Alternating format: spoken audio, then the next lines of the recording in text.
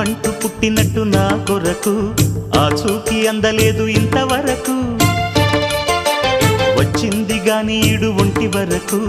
వేధించలేదు నన్ను జంట కొరకు చూశాక ఒక్కసారి ఇంత వెలుగు